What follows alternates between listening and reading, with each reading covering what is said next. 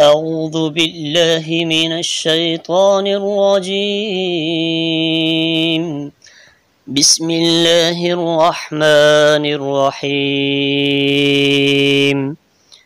وإذ قال ربك للملائكة إني جاعل في الأرض خليفة قالوا أتجعل فيها من يفسد فيها ويسفك الدماء ونحن نسبح بحمدك ونقدس لك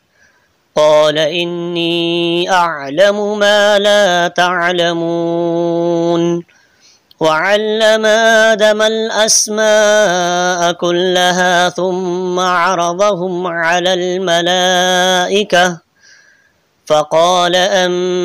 أنبئوني بأسماء هؤلاء إن كنتم صادقين قالوا سبحانك لا علم لنا إلا ما علمتنا إنك أنت العليم الحكيم قال يا آدم أنبئهم بأسمائهم فلما أنبأهم بأسمائهم قال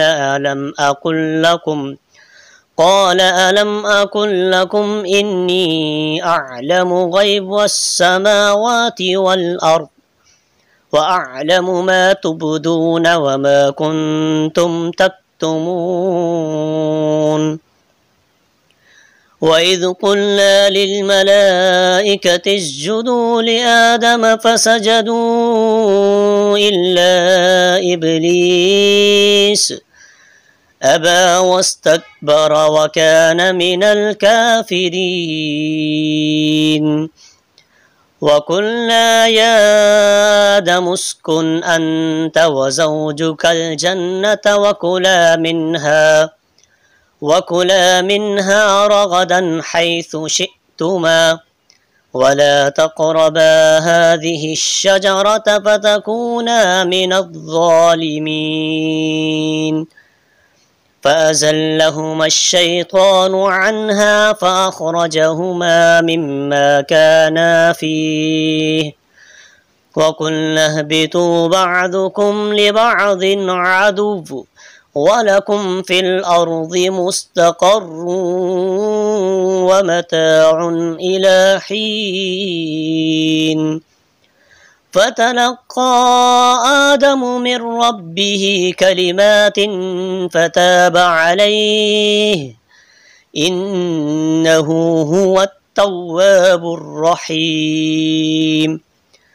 قلنا اهبطوا منها جميعا فإما يأتينكم مني هدى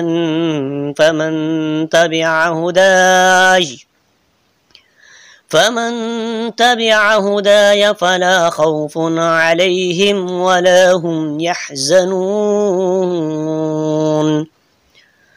والذين كفروا وكذبوا بآياتنا أولئك أصحاب النار هم فيها خالدون